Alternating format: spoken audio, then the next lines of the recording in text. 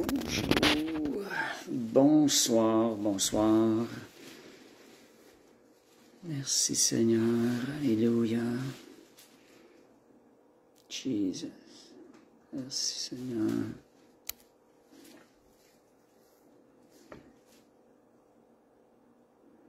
Merci Seigneur.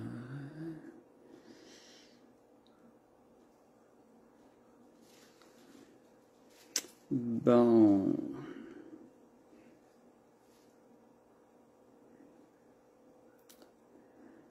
Bonsoir, bonsoir.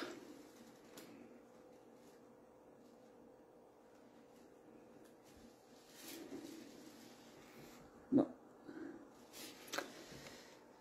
Bonsoir. Je suis bien à la bonne place. Juste me confirmer, Lisa. Lisa ou Balthazar, je sais pas c'est qui que je vois. Bonsoir.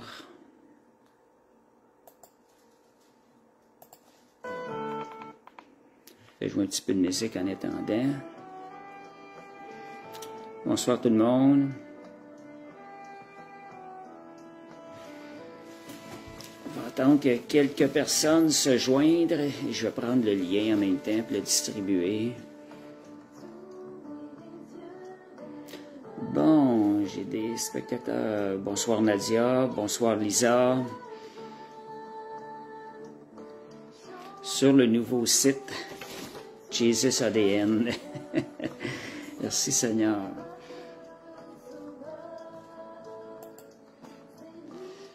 Fait que je vais distribuer le lien à quelques personnes entre-temps. On va commencer peut-être dans 2-3 minutes.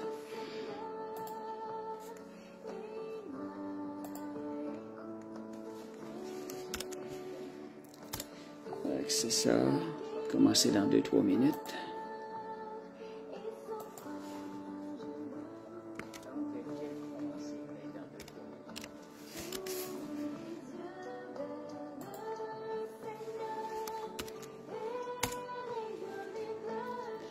C'est ça.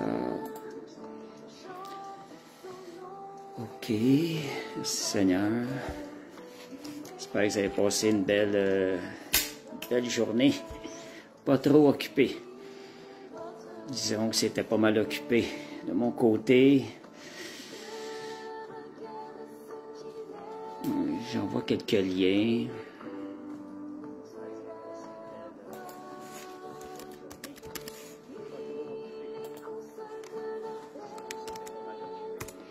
Seigneur. Fait qu'on va commencer dans 1 minute.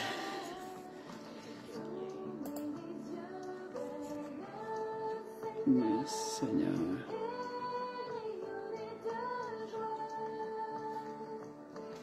Allô, allô Brigitte.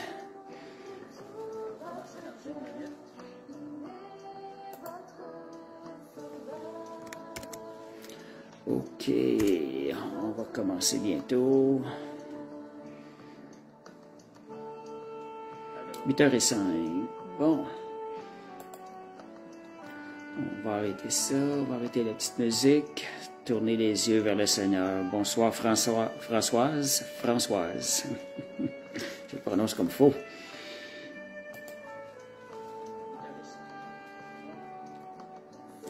Bonsoir Balthazar. OK, je vais juste fermer certaines choses, juste un instant. J'ai un petit bruit en arrière. Je vais arrêter ça. Bon. Bonsoir Balthazar. Ça sera pas long. Ça sera pas long, j'ai juste arrêté ici ce qui joue. Ça sera pas long. J'arrive là. OK. Bon, on va commencer. Seigneur. OK. Juste placer, m'installer un petit peu. Le lien ouvre pas. quelqu'un vient de me dire que le lien n'ouvre pas. Juste un instant, j'ai envoyé un lien. J'ai quand même 5 spectateurs ici. Juste un instant. Quelqu'un vient de me dire que le lien n'ouvre pas. Toi, à j'ai envoyé un lien. J'ai quand même 5 spectateurs ici. Ah. On va y aller. On va commencer. Merci Seigneur. Alléluia. Fait que le sujet de ce soir, c'était la marche terrestre du citoyen céleste. On va commencer avec la prière. Père céleste, on te remercie pour la grâce, Seigneur Dieu, de partager ta parole. Et aussi ce privilège qu'on a, cet accès qu'on a à ta parole, afin de connaître ton cœur, Seigneur, afin de connaître ce plan merveilleux que tu as pour nos vies, ces projets de paix et de bonheur que tu as planifiés pour nos vies, dans ce plan de grâce infinie que tu as pour nous, en Jésus-Christ.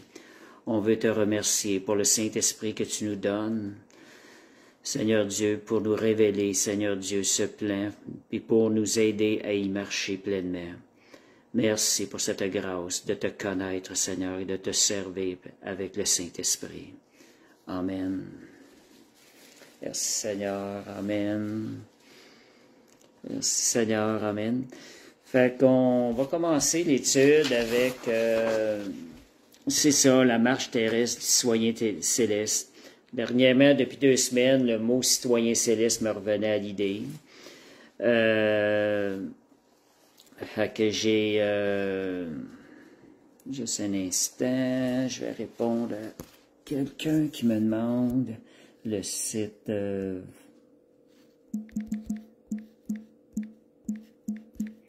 Je sais écrire le lien de l'Église. Fait qu'on va y aller avec ça. OK. Maintenant, on va y aller avec la vidéo. Bon. OK.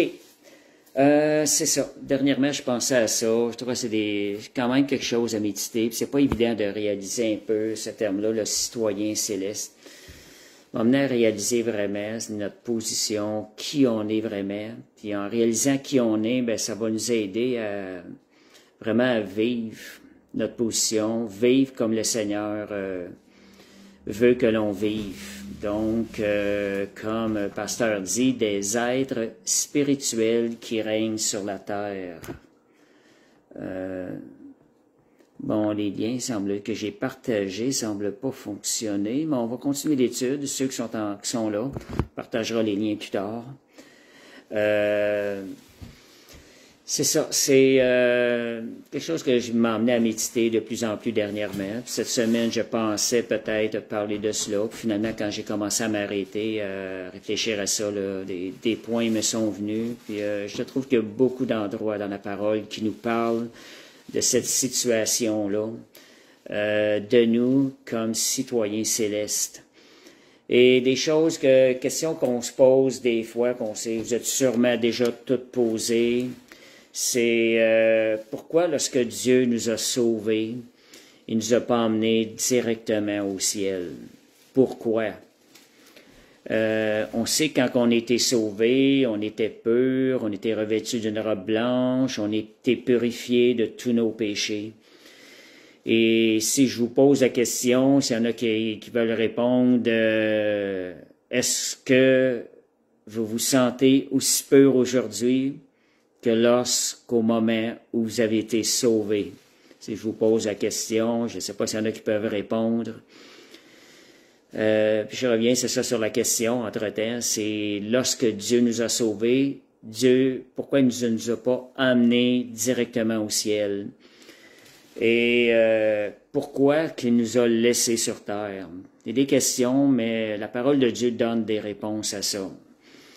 Et fait que j'ai pas eu de réponse. Fait que c'est ça. Est-ce qu'on est pur, aussi pur aujourd'hui que lorsqu'on était sauvé, au moment où on était sauvé? La réponse, c'est oui. Parce que qu'est-ce qui est devenu pur? C'est notre esprit en nous. Lorsqu'on a reçu la vie de Jésus en nous. Fait que c'est... OK, fait que... OK, juste un instant. Juste un instant. J'ai des... Bon, OK, on va y aller. Une fois pour toutes, on va essayer d'arrêter de... Juste un instant, je vais aller sur le direct. Bon, OK. J'ai des messages qui me coupent directement, je sais pas pourquoi. À soir. Bon, OK. OK, si on se pose la question, c'est ça pour là, pourquoi Dieu ne nous a pas amenés directement au ciel? Il y a des réponses à ça dans la Bible, puis on va aller voir ça à soir. On sait aussi que Dieu est bon. Puis un bon Père ne donnerait pas un plan qui ne sera pas merveilleux pour nous. Un bon Père ne planifiera pas un plan pour nous mettre à risque de perdre notre salut en nous laissant ici-bas.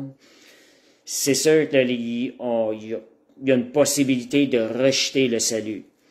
Mais je dirais que nous, si nous avons vraiment pris une décision sincère envers le Seigneur, puis nous voulons continuer à le servir, je pense que le plan de Dieu nous a donné un plan qui nous permet de rester avec lui jusqu'à la fin de nos jours, parce que c'est un Dieu qui est fidèle, c'est un Dieu qui a pourvu à toutes choses. Et si je vous poserai la question aussi, on parle ici le risque de perdre notre salut en nous laissant ici-bas. Est-ce que Dieu aurait-il couru le risque de perdre notre salut en nous laissant ici-bas? Je dirais que non. Dieu a pourvu. Et est-ce qu'à nous donner tout ce qui était nécessaire pour qu'on se rende jusqu'au bout dans la foi? Et je dirais aussi combien savent qu'ils ont été réellement sauvés sans le moindre doute lorsque le Seigneur est venu vous rencontrer la première fois. On sait que la première fois, le Seigneur nous a confirmé. On sait qu'on a été sauvés parce que Dieu nous a démontré son amour. Et cette assurance aurait-elle diminué d'année avec année? Si elle a diminué, pourquoi? Elle ne devrait pas avoir diminué. Peut-être parce qu'on s'est pensé entretenu dans la parole de Dieu. Bon, et concernant aussi, quand je mentionnais que Dieu a pourvu à ce que nous demeurions fidèles avec lui, j'ai le verset Éphésiens 1:13 que je vais aller lire. Je vais aller lire les versets dans la parole vivante aujourd'hui. J'aime bien la parole vivante, ça détaille un peu plus, surtout quand on partage comme ce soir, qu'on n'a pas d'échange direct. Fait que ça détaille un peu plus les sens du verset. Puis en pensant juste mentionner, c'est toujours possible à la fin, que si vous voulez partager certains points qu'on a discutés à soir, ce que je vais avoir mentionné, c'est toujours possible de vous joindre au live. Juste me le mentionner à la toute fin. Fait qu'Éphésiens 1, verset 13. Je vais vous lire ça. Donc, ça dit, vous voici donc en communion avec le Christ. Par votre foi, vous avez été scellés de l'Esprit Saint. Au moment où on a été sauvés, Dieu dans son plan d'amour, Dieu dans son cœur de bon Père céleste, il nous a scellés dans le Saint-Esprit, qui est un gage de si grandes promesses. Et ça dit, cet esprit annoncé depuis longtemps est à la fois la garantie et l'avant-goût de notre héritage commun. C'est une sorte d'acompte que Dieu nous a donné sur le salut définitif, une anticipation de la libération totale et parfaite qu'il nous a acquise. Elle sera pleinement nôtre le jour où il parachèvera cette délivrance pour laquelle il a payé un si grand prix, un motif de plus de célébrer sa gloire magnifique. Donc, c'est comme une sorte d'acompte. Dieu a comme un acompte sur nous pour nous garder en nous scellant dans le Saint-Esprit. Donc, on peut marcher dans cette assurance en Dieu qu'il va nous garder jusqu'à la fin dans sa fidélité. Et de cette façon-là, on va pouvoir le louer, marcher avec la joie et l'assurance aussi qu'on a un bon Père céleste qui veille sur nous. Et maintenant, c'est que quand je parlais de ça, pourquoi que Dieu nous a pas emmenés directement au ciel? En quelque sorte, il nous a transportés dans le ciel lorsqu'on est né nouveau. Il a fait de nous des nouvelles créatures spirituelles, on pourra dire célestes. Et notre patrie n'est plus la terre, mais le ciel. Quand j'ai été sauvé, quelqu'un me parlait du ciel. J'ai dit, le ciel, je le vis déjà sur terre. Sans connaître tous ces points-là, j'étais tout nouveau, je ne connaissais pas la parole de Dieu, je ne connaissais que quelques versets. Et je me rappelle même d'avoir témoigné, mes pieds sont là, mais sont ici-bas, mais je ne suis plus là, parce que je vivais déjà dans la présence de Dieu. Et étant dans la présence de Dieu, j'étais avec Jésus dans le ciel. Donc, lorsqu'on est sauvé, on devient des citoyens du ciel. Dieu fait de nous des citoyens du ciel. Donc, nous ne sommes plus des citoyens terrestres, c'est la réalité, mais des citoyens célestes vivant sur cette terre. Et quand on vit notre vie de tous les jours, c'est pas toujours évident de réaliser ça. On est sujet à tout ce qui se passe autour de nous sur terre. Mais le Seigneur nous appelle, avec l'aide de son esprit, à vivre cette réalité du ciel-là dans le troisième ciel. Et si je prends Éphésiens 2:6, donc on est appelé à renouveler notre intelligence avec ce que la parole de Dieu dit de nous, qui nous sommes, et les promesses que Dieu a pour nous. Et la parole nous emmène aussi à comment vivre et expérimenter cette réalité-là. Éphésiens 2:6, ça dit, par notre union avec le Christ, il nous a ressuscités avec lui. Il nous a transplantés dans les mondes célestes. On parle de notre union. On était unis avec Christ en recevant la vie de Jésus lorsqu'on était sauvés. Donc, il nous a transplantés dans les mondes célestes. Ça, c'est dans la Bible, parole vivante.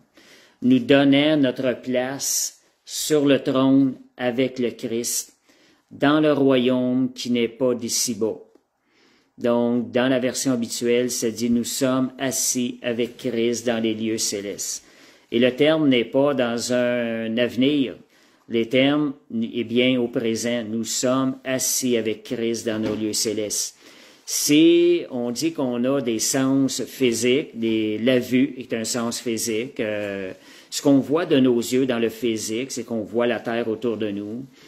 Mais si on regarde avec les yeux de notre esprit, nos sens spirituels, si on regarde avec l'esprit, on verrait qu'on est assis, on réaliserait qu'on est assis avec Christ dans les lieux célestes.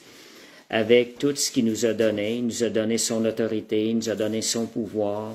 C'est à nous de l'utiliser, c'est à nous de se positionner. Est-ce que je me positionne dans le vieil homme ou dans le nouvel homme qui est assis avec Christ dans les lieux célestes? Et cela ne peut se faire que par la foi. Et étant né de nouveau, nous avons une nouvelle identité, parce que je suis en train d'expliquer pourquoi nous sommes maintenant des citoyens terrestres. Étant né de nouveau, nous avons une nouvelle identité. Notre nouvelle identité, c'est celle que nous avons actuellement, étant assis dans les lieux célestes. J'appelle ça, moi, souvent, le troisième ciel. Assis dans le troisième ciel. Notre nouvelle identité, c'est celle de citoyen céleste. Et ça, c'est une réalité. Il faut le réaliser.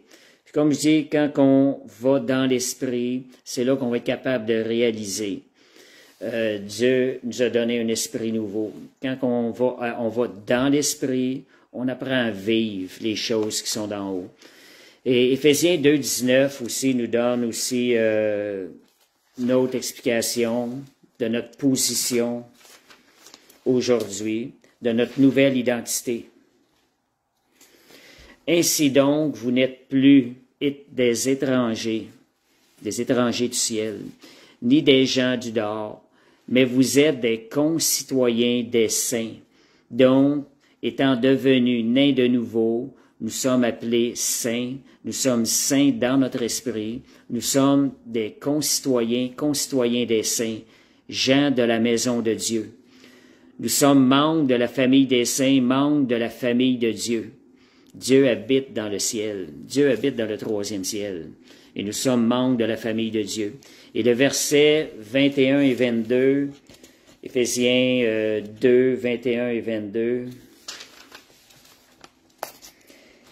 C'est en lui que toute la construction s'élève harmonieusement. Chaque pierre, nous sommes chaque pierre, nous sommes des pierres dans le temple de Dieu, s'adaptant parfaitement aux autres pierres afin d'être un vrai temple consacré au Seigneur. Par votre union avec le Christ, vous avez été intégrés à ce sanctuaire avec les autres pour former une demeure où Dieu habite par son esprit. Donc, nous étant ici-bas sur terre, nous sommes des concitoyens ciels, nous sommes une demeure où le Saint-Esprit habite. Et Romains 8, versets 9, 14, 16 et 17. Je vais aller lire les 4 versets, Romains 8. C'est encore pour nous montrer notre identité en Christ.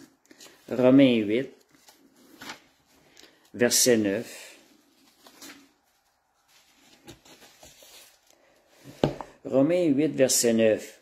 Vous n'êtes plus au service de vos penchants naturels. Vous vivez sous le contrôle de l'Esprit de Dieu.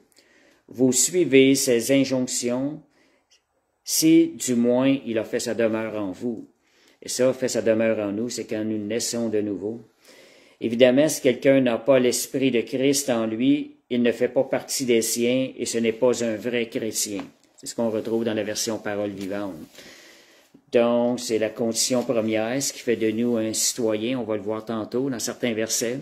Il y a la naissance de nouveau, l'œuvre, la vie de Jésus qui est déposée en nous, je dirais qui est plantée en nous par le Saint-Esprit. Et c'est le travail de Dieu de faire ça. Romains 9, 14. Ceux qui se laissent diriger par l'Esprit de Dieu sont fils de Dieu. Dieu habite dans le ciel, donc étant dirigés par l'Esprit de Dieu, nous sommes des fils de Dieu. 4, 16 et 17. 16 et 17,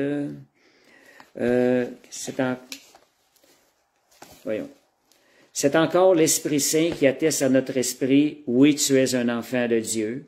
Enfant de Dieu, mais alors nous sommes aussi ses héritiers. Donc, ce sont notre identité, co-héritier, citoyen céleste, enfant de Dieu. Et maintenant, qu'est-ce qui fait de nous un citoyen céleste? Galates 4, versets 6 à 7.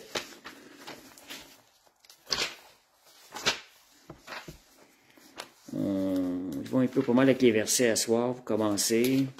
Galates 4, versets 6 à 7. Nous sommes bien des fils, un fait le prouve, Dieu a envoyé l'Esprit de son Fils dans nos cœurs. Et cet Esprit s'adresse à Dieu comme Jésus-Christ en l'appelant Abba, c'est-à-dire Père ou cher Père. Et toi donc, mon frère, tu n'es plus un esclave, un serviteur subordonné, tu es un enfant libre, un fils, et en tant que fils, tout héritage t'appartient parce que Dieu l'a voulu ainsi. Donc, nous sommes des enfants de Dieu, c'est ce qui fait de nous, devenant enfants de Dieu, nous sommes devenus un citoyen céleste, en esprit. On sait que dans les promesses de Dieu, dans Ézéchiel, ça dit « Je mettrai en vous un esprit nouveau et un cœur nouveau ». Ça, c'est vraiment, c'est notre esprit qui reprend vie. Étant né de nouveau, nous sommes maintenant un être spirituel qui habite dans les lieux célestes par la foi. 2 Corinthiens 5, 17, ce sont sûrement des versets que vous connaissez bien. C'est quand même bien d'aller les revoir.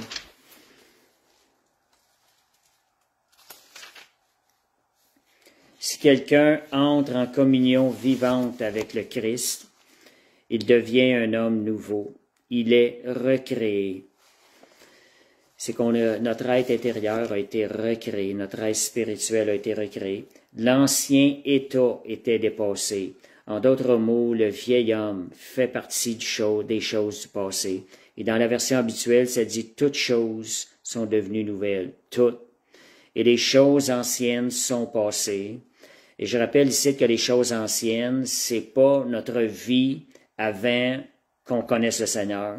C'est pas notre vie avant qu'on naisse de nouveau. Ce qui est chose du passé, selon le Seigneur, ce qui est considéré chose du passé, c'est notre vieil homme. Notre vieil homme qui demain va peut-être essayer de reprendre vie ou après-demain et tout, qui peut faire des erreurs ou des péchés. Mais Dieu considère ça comme étant chose du passé. Pour lui, c'est quelque chose il a réglé ce cas de ce vieil homme-là à la croix en payant pour tous ses péchés. Fait que c'est à nous de marcher dans la réalité. Quand on retourne dans ce vieil homme-là, on retourne dans nous n'avons plus la puissance de Dieu qui nous accompagne. Mais notre vraie vie, c'est celle qu'on vit dans l'esprit, celle qu'on vit en Christ. OK. Jean 3 à 7. On va sur le point que je mentionne depuis tantôt, la naissance de nouveau, qui fait de nous un enfant de Dieu, qui fait de nous un citoyen céleste. Jean 3, versets 3 à 7, toujours dans la parole vivante, que je vais chercher mes références. Merci Seigneur.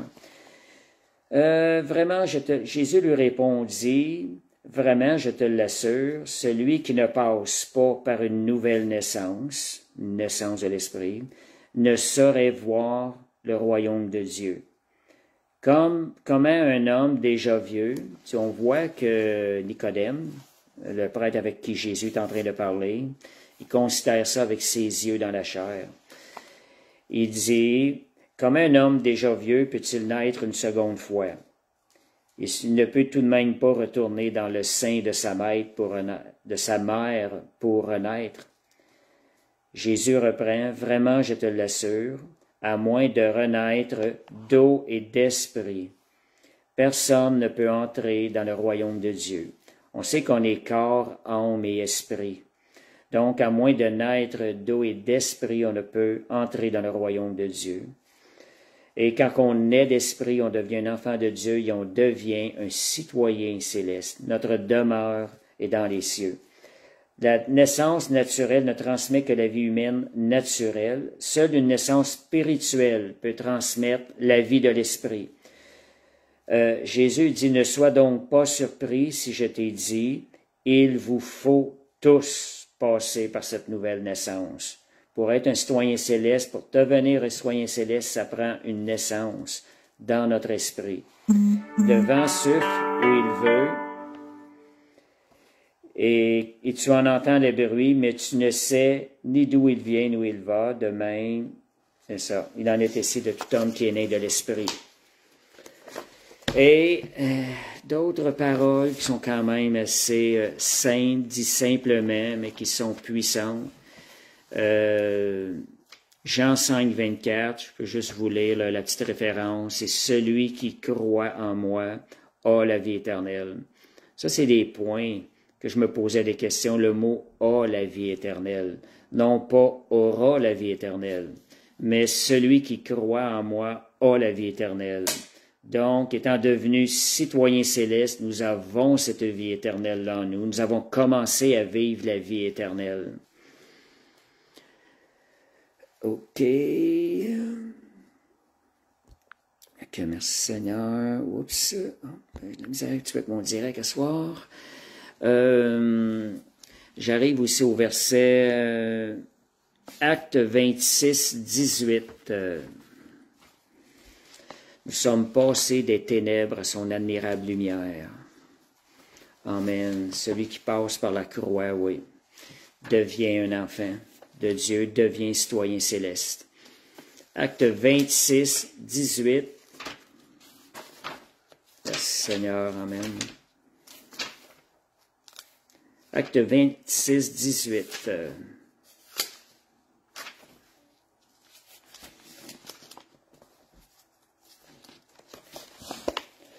Donc, ça dit, pour que tu leur ouvres leurs yeux, que tu les ramènes des ténèbres à la lumière et que tu les délivres du pouvoir de Satan pour les soumettre à celui de Dieu.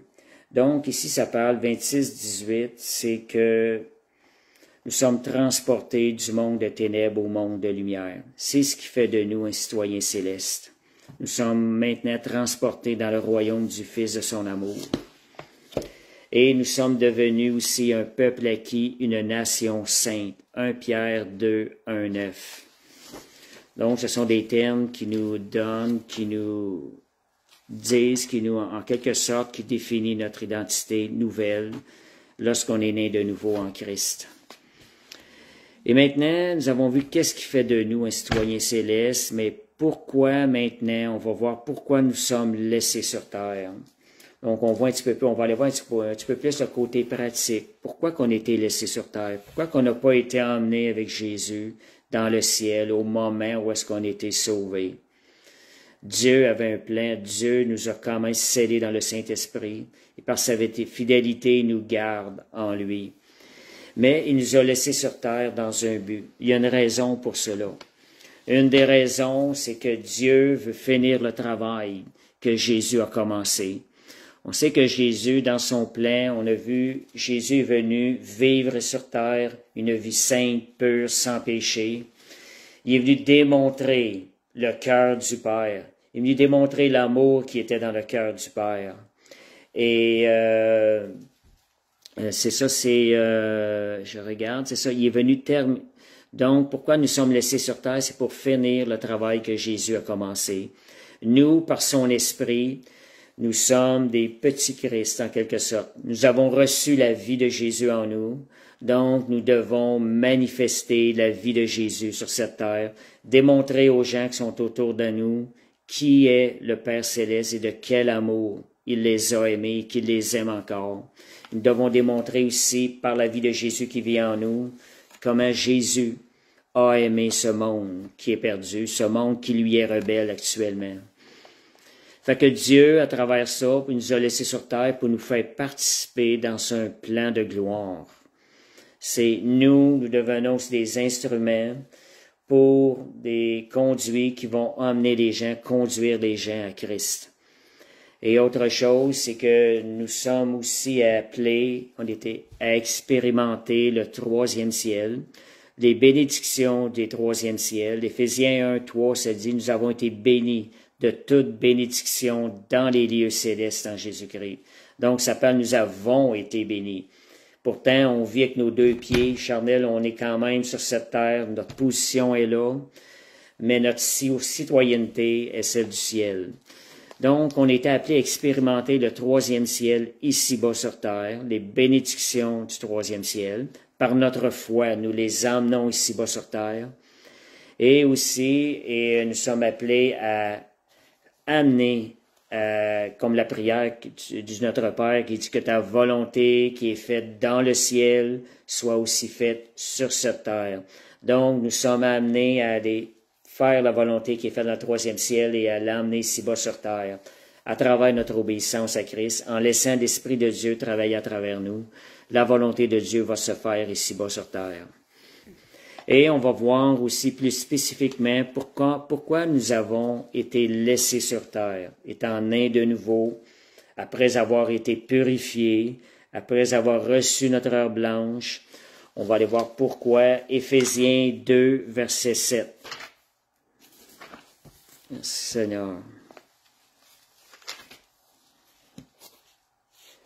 Éphésiens 2, verset 7.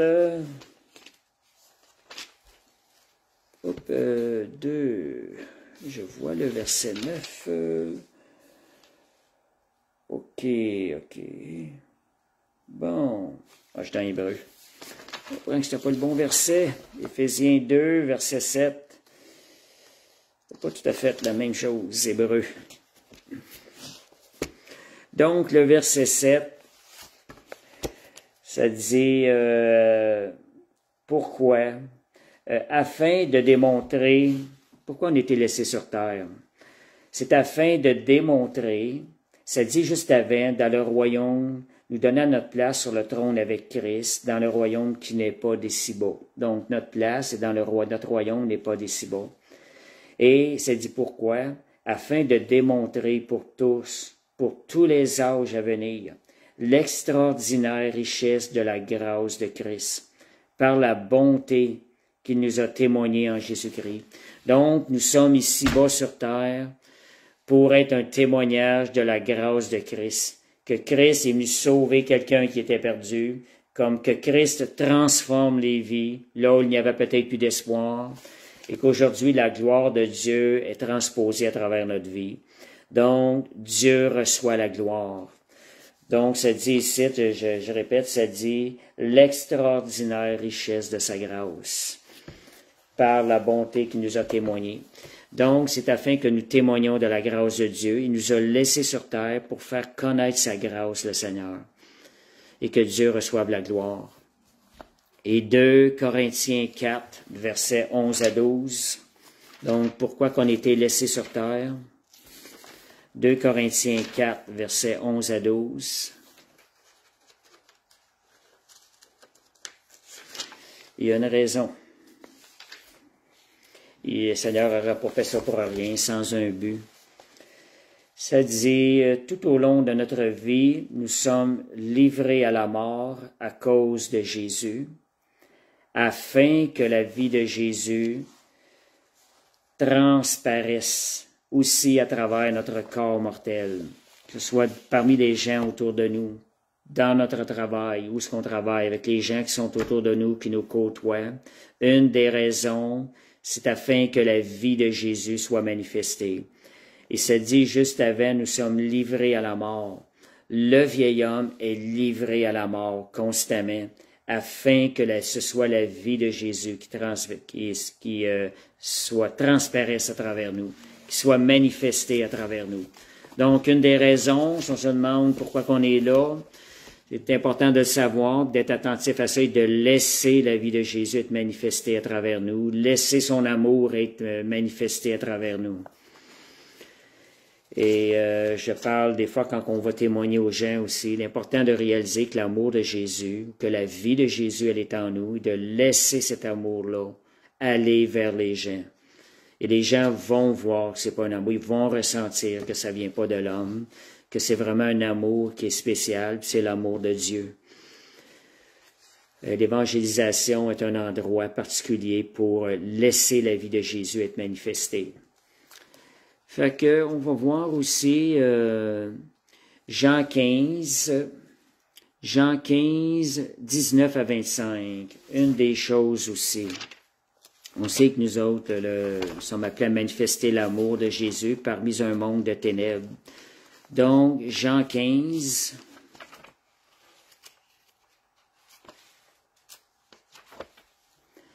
Jean 15, 19 à 25. En résumé, ce que j'avais écrit, c'est que pour que le mal le mal se doit d'être jugé, d'être puni, puis pour cela, il doit être manifesté. Comment il va être manifesté? À travers l'amour. Nous, l'amour, manifestant l'amour, le mal, des fois, va être manifesté, puis il va y avoir un jugement qui va être sur le mal. Jean 15, 19 à 25. Fait que si je regarde Jean 15, 19, « Si vous faisiez partie du monde, il serait plein d'amabilité pour vous, car le monde aime ce qui est à lui. Mais voilà, vous n'appartenez plus au monde. » Donc, ça nous dit bien qu'on n'appartient plus au monde. « Puisqu'en vous choisissant, je vous ai retiré du monde. » Donc, raison de plus qui nous montre que nous ne faisons plus partie de ce monde, mais que nous sommes des citoyens célestes. C'est pourquoi le monde vous déteste. Souvenez-vous que je vous ai déjà dit une fois, le serviteur n'est jamais supérieur à son maître. S'ils m'ont persécuté, nous vous persécutons. Mais ils vous traiteront ainsi à cause de moi, parce que vous portez mon nom. Ils le feront parce qu'ils ne connaissent pas celui qui m'a envoyé. Si je n'étais pas venu, si je ne leur avais pas parlé, il n'y aurait pas faute de leur part. Mais dans les conditions actuelles, leur péché est sans excuse. Celui qui me déteste a aussi de la haine pour mon Père. Fait qu'on voit, si je n'aurais pas accompli au milieu d'eux des miracles que jamais personne d'autre n'a fait, ils ne seraient pas coupables. Mais maintenant, bien qu'il les ait vus, ils continuent à nous haïr, et moi et mon Père. Mais il fallait bien que s'accomplisse cette parole écrite de leur foi. Ils m'ont haï sans raison. Donc, il y a des raisons pour lesquelles on est là aussi. C'est aussi des fois afin que le mal soit jugé, manifesté pour être jugé.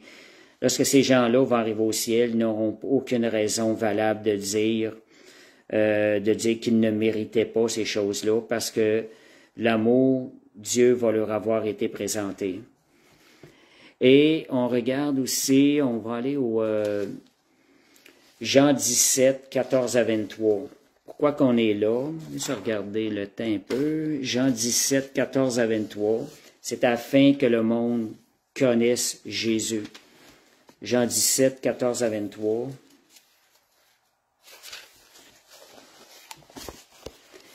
Et Jean 17, 14 à 23. Je Jean 14 ici, juste un instant.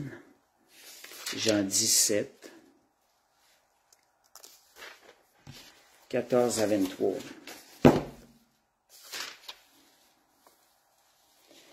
Donc, ça dit, je leur ai transmis ta parole et le monde les a pris en haine parce qu'ils ne lui appartiennent pas. Ils lui sont étrangers comme je le suis moi-même. Je ne te demande pas de les retirer du monde, mais de les préserver du mal. Raison de plus qui nous montre que nous ne faisons plus partie de ce monde. Ils n'appartiennent pas au monde aussi peu que moi-même je lui appartiens. Et fais qu'ils t'appartiennent entièrement, rends-la saint par ta vérité, la vérité c'est ta parole, comme tu m'as aussi envoyé dans le monde, moi aussi je les envoie. On est envoyé par Dieu dans le monde. On a une mission ici. Je me consacre moi-même entièrement à eux pour qu'ils soient à leur tour vraiment consacrés à moi. Et je te demande qu'ils soient un comme toi, Père, tu vis en moi et moi en toi. J'avais jusqu'au verset 23. Je leur ai donné la gloire que tu m'as donnée, afin qu'ils soient un comme toi et moi, nous sommes un. Je vis en eux comme tu vis en moi, afin qu'ils parviennent à l'unité parfaite et qu'ainsi le monde puisse connaître que c'est toi qui m'as envoyé et que tu les aimes comme tu m'aimes. Donc, c'est afin que le monde voie l'amour de Dieu, qu'on est ici bas sur terre, encore. Pourquoi nous sommes laissés sur terre? Philippiens 1, 21 à 26. On voit ici, Philippiens 1, 21 à 26, le désir de m'en aller là-haut. Paul avait le désir de s'en aller là-haut. On va aller voir, qui explique un peu pourquoi il continue à aller, ce qu'il est laissé ici sur terre. Philippiens 1.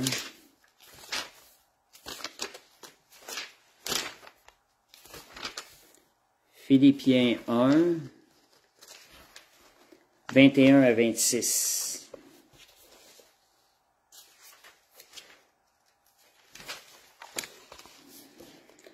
Donc, ça dit ici, le Christ est ma vie, le but et le contenu de toute mon existence. La mort me serait un gain. Paul considère que la mort me serait un gain. Mais pourquoi demeure-t-il ici-bas? Mais si je continue à vivre, je pourrai porter du fruit pour une activité féconde. S'il me fallait choisir, je serais bien embarrassé. Donc, Paul, il dit qu'il était tiraillé entre deux désirs opposés. Il aimerait mieux quitter cette vie pour être avec le Christ. Ce serait la solution la meilleure. Je pense que c'est tout ce qu'on désirerait. Mais le Seigneur a un but pour lequel il nous a laissés ici. Il s'est dit, il est plus nécessaire que je reste en vie à cause de vous. Et c'est ce qui m'incite à penser que je ne mourrai pas encore. Donc, on est ici afin d'amener des gens au salut, d'amener d'autres personnes. Ici, c'est la solution la meilleure. Et c'est ce qui m'incite à penser que je ne mourrai pas encore. Oui, j'ai l'assurance intérieure que je demeurerai encore quelque temps ici-bas au milieu de vous pour vous aider à progresser. Donc, ça nous démontre notre mission. Si on est appelé à encourager les gens, à aider les gens à progresser et à rendre la foi plus joyeuse ici. Si je revenais auprès de vous, quelle exaltation, quelle fierté, avec quel enthousiasme vous loueriez le Seigneur pour ma délivrance. Paul est en prison. Fait qu'il dit à quel enthousiasme. Fait que la raison qui est là, être frère et sœur, de s'encourager entre frères et sœurs, et justement de se réjouir ensemble. Et, 2 Corinthiens 5, 18 à 20. Pourquoi sommes-nous laissés ici bas sur terre? 2 Corinthiens 5, 18 à 20.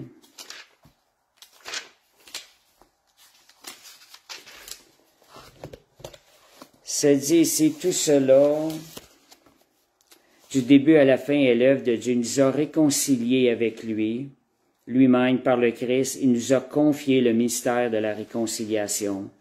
Donc, on est ici pas sur terre pour réconcilier les gens avec Dieu, réconcilier les gens avec le Seigneur. Donc, c'est de les conduire à Christ, de leur parler de quel amour Dieu, Jésus les a aimés en allant sur la croix, de leur expliquer pourquoi Jésus est allé à la croix. Donc, nous avons le ministère de la réconciliation. Dieu a besoin de nous pour aller chercher d'autres personnes, aller les sauver, les conduire à Christ. Et aussi un ambassadeur. Nous sommes des ambassadeurs. Un ambassadeur ne vit pas dans son pays. L'ambassadeur est envoyé dans un autre pays. Donc, cela confirme que notre demeure permanente n'est pas ici-bas, mais elle est dans le ciel. Et nous devons apprendre à vivre comme vivant, comme étant un citoyen céleste. On a besoin de se renouveler dans la parole. Éphésiens 6, 20. Éphésiens 6, 20. 6, 20.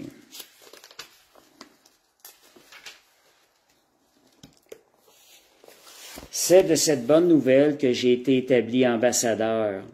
Paul est établi ambassadeur, un ambassadeur enchaîné certes, mais qui veut accomplir sa mission comme il le doit. Demandez-le à Dieu pour moi. Donc, on est des ambassadeurs on emmène le royaume de Dieu sur la terre. Et 2 Corinthiens 5, 14 à 15, après ça, je vais passer comment vivre notre vie terrestre. Donc, 2 Corinthiens 5, 14 à 15. 2 Corinthiens 5, 14 à 15.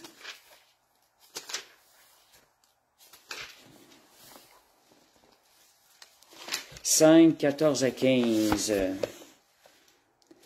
Nous sommes subjugués par l'amour de Christ, que le Christ nous a témoigné.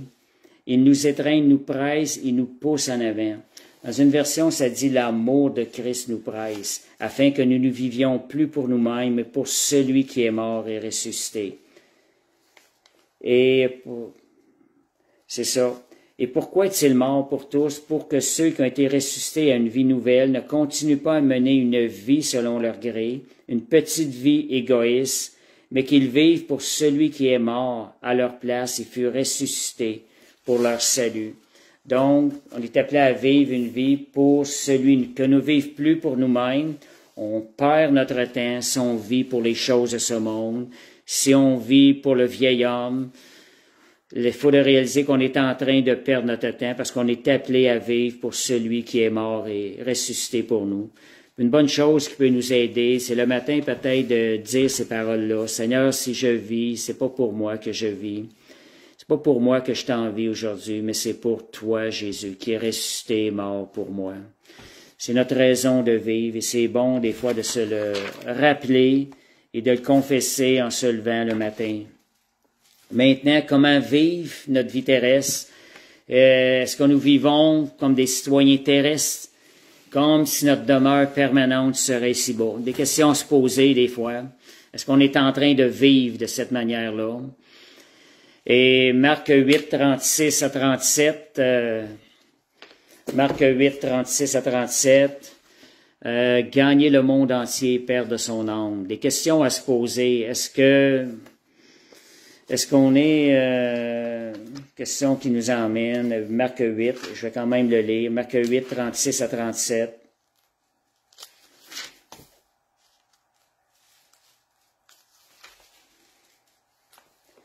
Ça dit, OK, si un homme gagnait le monde entier, faut s'arrêter. C'est des versets que c'est bon de s'arrêter puis de méditer. Si le monde gagnait au prix de sa vie, à quoi cela lui servira-t-il? Que pourrait-il bien donner en échange pour la racheter? Si quelqu'un a honte de moi, si quelqu'un gagnerait sa vie et perdrait son âme, dans d'autres versions c'est écrit, qu'est-ce que ça donnerait de gagner sa vie, de perdre son âme? Donc, on voit que nos objectifs sont-ils terrestres ou ils sont réfléchis. Étant réfléchis, nos objectifs devraient être célestes, étant donné que nous sommes maintenant des citoyens célestes. Colossiens 3 nous dit aussi de rechercher les choses d'en haut, de s'exhorter à regarder, à rechercher les choses d'en haut, des choses qui est bon de méditer aussi. Romains 8, 18 qui nous dit les souffrances du temps présent, Paul qui considère quand tu t'arrêtes aux souffrances ici-bas, une minute de souffrance écrase l'autre minute. Est-ce que les souffrances ici-bas, si on les compare, Paul il dit, je crois qu'elles sont pas comparables à la gloire à venir, ce qui nous attend là-haut. Donc, j'avais écouté le missionnaire en Russie, un témoignage d'un missionnaire en Russie qui avait été transféré en Sibérie. Et lorsqu'il avait été transféré, c'est parce qu'il avait parti une œuvre chrétienne en Russie. Ils n'ont pas aimé ça, ils l'ont transféré en Sibérie, ils l'ont emmené comme dans des chambres froides. Ils l'ont mis dans une chambre où ce que la fenêtre était cassée. Puis on sait qu'en Sibérie, c'est très froid. Et je pensais à ça cette semaine, ils appellent ça, c'est le pays du froid et de la neige. Il avait été laissé là, dans cette chambre-là, et ceux qui l'avaient mis là, ils voulaient qu'il meure de froid, gelé, puis ils ne nourrissaient même pas. Et c'est pas facile, des fois nous autres, on a juste froid un petit peu, puis on trouve ça désagréable, puis on n'aime pas ça. Et lui, imaginez-vous, dans une chambre froide en Sibérie, la fenêtre était cassée. À un moment donné, dans la nuit, par le froid et tout, il s'est mis à crier au Seigneur. Il s'est mis à crier, Seigneur, il m'a-tu abandonné? Et on est loin de là, nous autres. Et ce qui est arrivé, c'est qu'il y a une chaleur qui est descendue dans tout son corps s'est mis à avoir chaud et chaud et chaud. Puis le lendemain, lorsque les gardiens sont venus le chercher, ils étaient sûrs qu'il était pour être mort. Et quand ils sont venus le chercher, il était bien en vie, bien au chaud. Et même les docteurs de ce coin-là lui ont dit c'est quelque chose qui est impossible qu'il soit encore en vie. Fait que le Seigneur est venu pourvoir aussi, il est venu donner sa grâce à travers ça. Fait que on regarde des fois comment vivre notre vie terrestre. Dieu pourvoit dans sa grâce quand ça devient trop lourd pour nous. Autre point, 2 Corinthiens 5, 7, ça dit « Marchez par la foi et non par la vue ». C'est comme ça que nous devons marcher. 2 Corinthiens 5, 7. 2 Corinthiens 5, 7.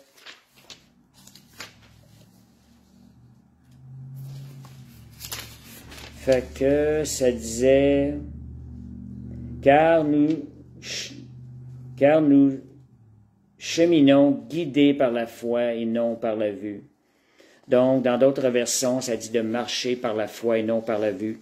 Étant des citoyens célestes, nous ne marchons pas avec la vue, notre sens de la vue terrestre. On est appelé à réaliser où est-ce que nous sommes assis, quelle est notre mission, et de marcher par la foi, des choses qu'on ne voit pas, d'apprendre à faire confiance au Seigneur.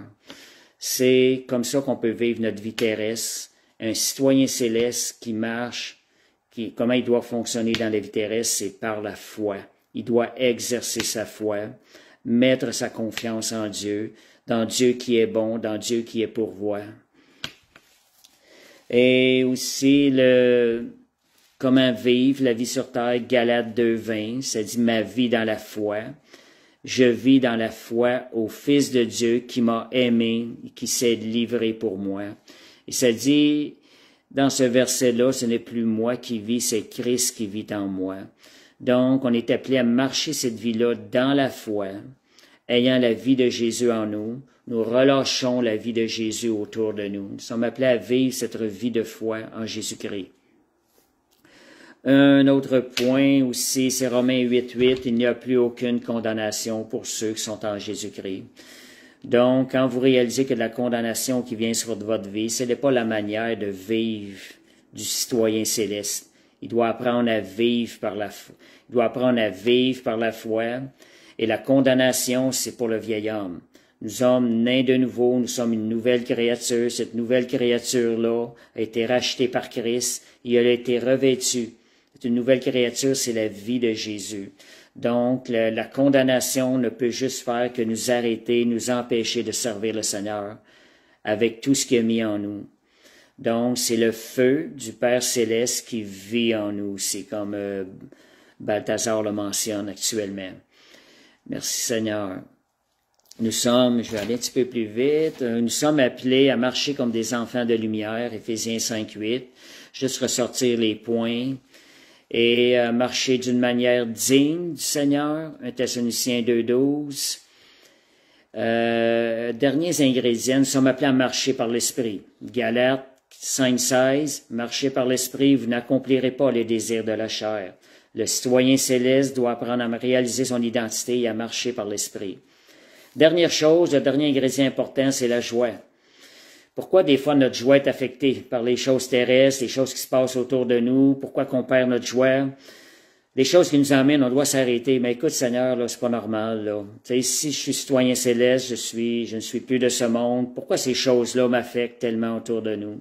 Les choses qui nous emmènent à se remettre en question, à retourner vers le Seigneur, à aller voir dans la parole. Mais écoute, Seigneur, tu sais, je dois remettre mon focus sur toi. Et comment remettre son focus sur toi? Ben, on se tourne vers Jésus, on regarde ce qu'il a fait pour nous à la croix, et le Seigneur va nous donner sa joie. Je vais donner un dernier verset, c'est Actes 20-24. Quand je parlais à l'ingrédient qui est bien important, c'est la joie. Important de notre marche, on l'accompagne de notre joie, de la joie du Seigneur. La joie, quand on parle de la joie, c'est pas une joie dans les choses de ce monde. On prend pas plaisir dans les choses de ce monde, mais c'est une joie dans les choses de l'esprit, dans une joie qui nous est donnée par le Seigneur. Et pour l'importance d'avoir la joie dans notre marche chrétienne, comme citoyen terrestre, elle est là. J'avais plusieurs versets, mais je vais juste en lire un. Acte 20-24, verset qui me semble quand même assez clair. C'est 20-24.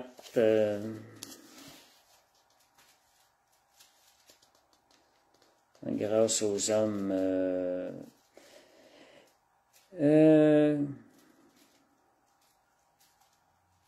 Bon, je vais prendre une autre version qui est meilleure que celle-là. Ça dit, ce qui est important pour moi, c'est que j'accomplisse le ministère que Dieu m'a donné et que je l'accomplisse avec joie. Donc, c'est pas seulement d'accomplir le ministère qui est important, mais c'est de l'accomplir avec joie. C'est ce qu'on voit pourvu que j'accomplisse ma course avec joie et le ministère que Dieu m'a donné. C'est ce que ça dit dans ce verset-là. Fait qu'on voit la joie, c'est quelque chose qui est important. Le citoyen céleste devrait vivre cette joie tous les jours et la rechercher. S'il la perd, il doit se tourner ses yeux vers le Seigneur et aller rechercher sa joie. Donc, et ça disait Néhémie 8:10, la joie de l'Éternel est ma force. Fait que merci Seigneur, c'était ça pour l'étude ce soir. S'il y en a qui veulent se joindre pour ajouter certains commentaires, faites-moi signe. Je vais attendre un peu. J'attends, parce que des fois, ça prend peut-être quelques secondes avant que je vois vos messages. Fait que s'il y en a qui veulent se joindre, j'attends vos réponses. Sinon, on va terminer par la prière. Merci Seigneur. Amen. Merci Seigneur. Fait que c'est bien, on va terminer par la prière. Je vois pas de questions ni quoi que ce soit. Alléluia. Oh, alléluia. Merci Seigneur. Alléluia. Juste un instant. C'est le lien. Juste un instant, je regarde les réponses. Non, je vois pas de... Oh. Juste un instant, là, je vais revoir l'écran. Bon, on va terminer par la prière. Merci Seigneur, Père Céleste, on veut te remercier pour ta parole. Prions que ton esprit la rende vivante en nos vies, qu'elle produise la vie. Que ton esprit nous vienne donner la révélation afin d'y marcher vraiment. Comme le ce pourquoi, Seigneur, tu as fait de nous des citoyens célestes, Seigneur. Et tu as pourvu afin que nous marchions, Seigneur Dieu, avec puissance et avec joie. Viens nous révéler le pourquoi nous sommes ici-bas sur terre encore. Et à chaque jour, rappelle-nous, Seigneur Dieu, cette marche du citoyen céleste qui t'est agréable, afin que nous l'appliquions. Père, on veut te remercier, Seigneur Dieu. Tu nous donnes la révélation, comment appliquer, Seigneur Dieu, comment marcher ici-bas sur terre, comme citoyen céleste, de façon à honorer ton nom, Seigneur Dieu. Alléluia, merci Seigneur. J'avais une question ici. Qu'est-ce que ça nous apporte en tant que côté spirituel et marcher sur terre et comment représenter Jésus? Comment représenter Jésus? Une façon de le voir, c'est vraiment de laisser l'amour de Jésus être manifesté à travers nous, vers les gens. C'est quand on réalise, mais regarde ici, moi, je suis un ambassadeur. Je suis ici pour représenter Christ. Je suis ici pour manifester l'amour. Ça nous enlève un peu, des fois, là, ce qui peut nous ramener dans la chair. Donc, quand on réalise ça, puis il y a des gens autour de nous, puis qu'on réalise ça, on va avoir plus de facilité à laisser l'amour de Jésus être manifesté à travers nous. Et marcher sur terre, t'appeler à marcher sur terre, ayant les yeux fixés sur ce que Jésus a fait à la croix, sur l'œuvre de Christ à la croix. Et côté spirituel, c'est sûr qu'en marchant par l'Esprit, notre être spirituel va grandir de jour en jour. On va apprendre en exerçant ce que la parole de Dieu nous demande. On va grandir spirituellement. On va être capable de servir Dieu d'une manière qui est de plus en plus agréable, en laissant l'Esprit de Dieu travailler à travers nous. Donc, c'est de travailler, de marcher par le Saint-Esprit, de laisser le Saint-Esprit travailler à travers nous aussi et faire les œuvres à travers nous. Fait que, merci Seigneur, j'ai pas d'autres questions, fait que je vais vous laisser là-dessus. Puis, je vous remercie de votre présence, puis je vais vous souhaiter une bonne fin de soirée, une bonne fin de semaine, puis on va probablement se revoir vendredi. Fait que le Seigneur vous bénisse. Merci Seigneur. Amen.